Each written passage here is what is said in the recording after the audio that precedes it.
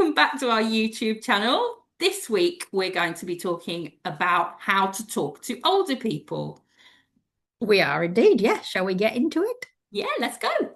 Oh, So, Maria, I'm a little bit surprised that we've chosen this subject, or you've chosen this we have. subject, Yeah. but you've told me that it's an important one. So, tell me a bit more about why do we need to learn how to speak to older people? Don't we just speak to them? I mean, well, for a start, some people don't speak to older people because they're not sure how to speak to older people. I often hear that, especially sort of a different generations. They don't often know how to speak to older people. So that's one reason we're talking about it. The other reasons we're talking about it is because if you do speak with older people, you will often find that they don't like the way that people talk to them and approach them. So yeah, there are lots of reasons that we need to speak about this topic so that we, as a nation, can all speak to older people how they want us to. Okay, so what do you think are the biggest problems that we need to address? So what's sort of like the biggest bugbears? Mm. Yeah, so I'd say some of the biggest bugbears are not actually being spoken to directly. So, for example, say as an older person, you've got a family member there or a neighbor or something, then other people, often professionals, will talk directly to the other person, not to you directly. So that's one big thing. Always make sure you're actually talking to the older person, not somebody else. They're not invisible.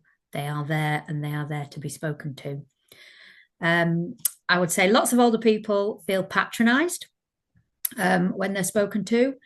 For example, my mother, if anybody calls her dear, she goes absolutely crackers. She's like, don't anybody call me dear. I'm no dear.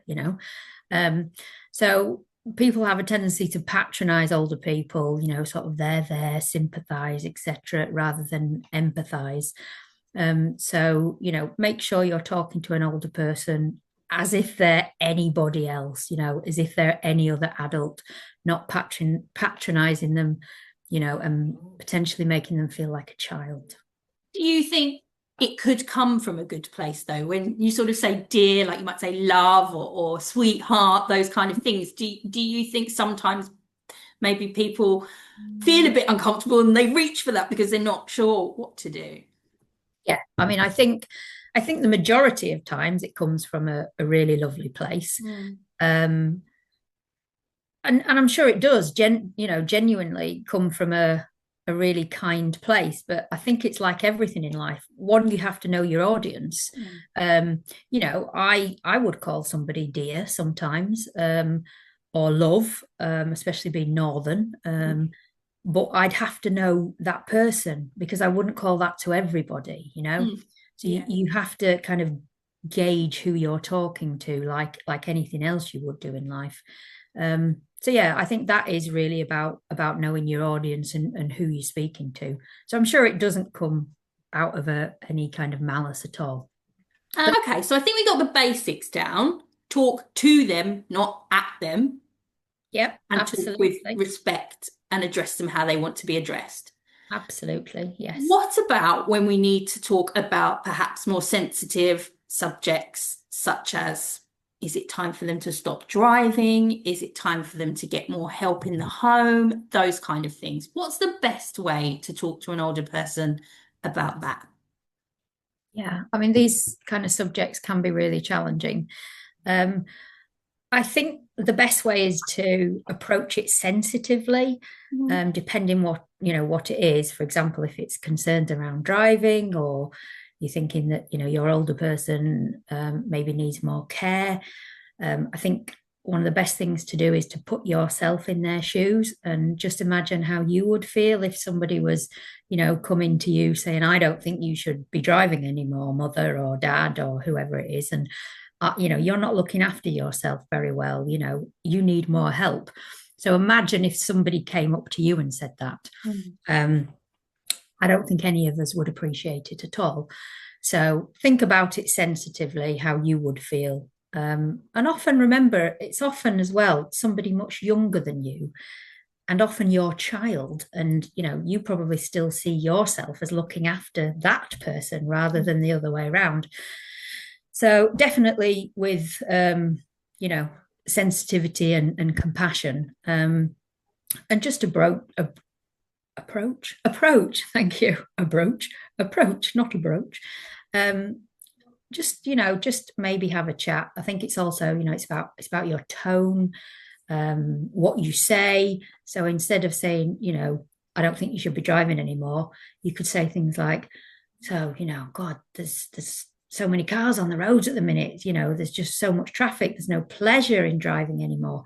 How are you finding it? And maybe find a way to get into a conversation about it rather than just sort of stonewalling into a conversation. And what about, depending on how they react, what if they react badly?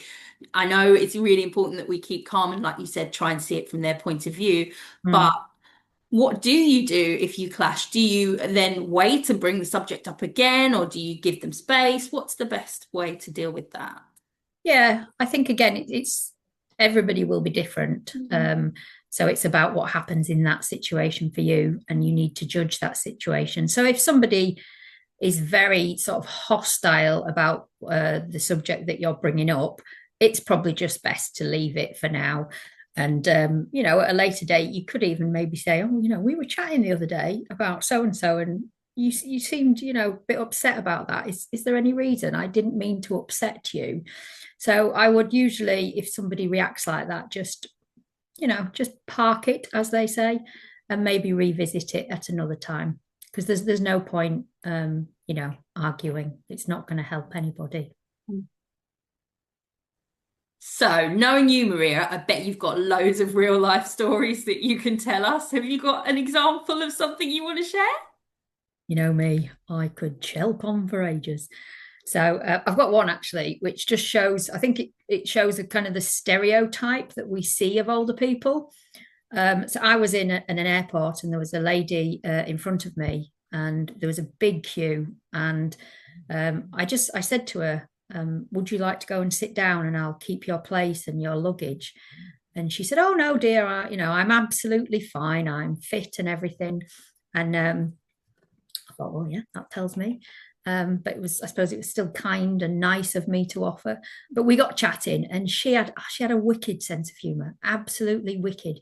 She started telling me about all these crazy things that she'd done and travelled and everything. And then she said, the two things. Tell you the two things in this life that I just will not put up with. And I was like, oh, what's that? And she said, bad beer and cocky men.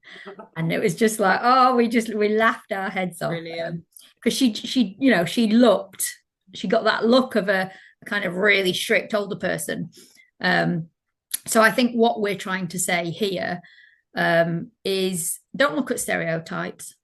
Older people are just very happy to be spoken to as a person, as we've said before, not as a number. Don't see people as a number, just see them as a person. And just engage, just engage with people. Older people want to be spoken to like anybody else. So yeah, don't patronize, just speak kindly like you would to anybody else, and enjoy a good laugh. Top tip. Don't forget to like, subscribe, and follow us on YouTube. We're going to be talking about this subject all week on social media. We're going to get my parents involved. We're going to get Maria's mum involved. So there'll be lots of content for you to have a look at. But for now, we're going to sign off. So age-tastically, over and out. Over and out. See you soon. Bye.